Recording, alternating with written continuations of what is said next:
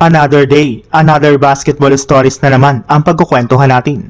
At ngayon nga ay pag-uusapan natin ang balitang pag-alis na ni Klay Thompson sa Dallas Mavericks at ang balitang nadaya nga po ang Los Angeles Lakers sa kanilang game laban sa OKC Thunder.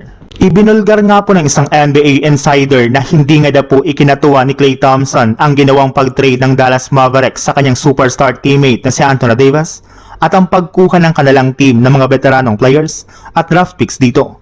Hindi rin naman nga po gusto ni Klay ang ideya na maglaro sa isang kupunan na nagre-rebuild ng kanilang lineup.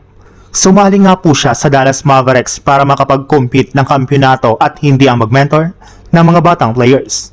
And since nga po hindi na nagkakasundo si Klay Thompson at ang front office ng Dallas, ay maaari nga po na makapag-desisyon sila na i-waive o i-buyout na lang ang kasalukuyang kontrata ni Klay sa mga susunod na araw. Meron para naman nga pong hanggang sa katapusan ng Pebrero para i-waive ng Mavs ang kontrata nito at makahanap si Klay Thompson ng bagong team na kanyang sasalihan.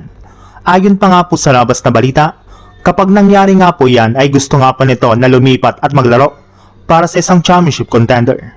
Sa ibang balita naman, wala man lang nga pong nagawa ang Lakers sa kanilang pagkatalo kanina matapos silang ma-outplayed ng OKC Thunder sa clutch time. Sa paunguna nga po ni Jalen Williams na gumawa ng 23 points at siyang nag-seal ng kanilang panalo gamit ang kanyang mga clutch shots. At sa pagkapanalo nga pong ito ng OKC ay hindi na rin naman nga po naiwasan pa ni J-Dub na yabangan ng Lakers nang sabihin nga po nito sa kanyang interview na wala pa rin nga po itong binatbat sa kanilang team kahit wala man sa kanilang lineup si Shai Gilgeous-Alexander. Para nga po sa inyong kaalaman, 2-0 na nga po ang record ng OKC laban sa Lakers ngayong season at hindi pa nga po ito sa kanila nananalo. Pero ayon na rin naman nga po sa ilang mga analyst, kita nga po sa naging laro na bukod nga po sa sablay ng mga tira ng Lakers, isa rin naman nga po sa mga rason ng kanilang pagkatalo ay ang napaka-unfair na tawagan dito ng kanilang mga referee. Hinahayaan lang naman nga po ng mga official na hawakan ni Lou Dort at ni Alex Caruso sa LeBron James sa tuwing gumagalaw ito sa loob ng court.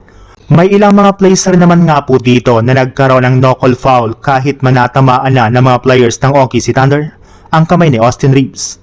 Nagiging tahimik nga po ang mga official pagdating sa mga ganitong plays, kaya hindi nga po naiwasan ng mga fans na magreklamo sa naging officiating ng kanilang laban.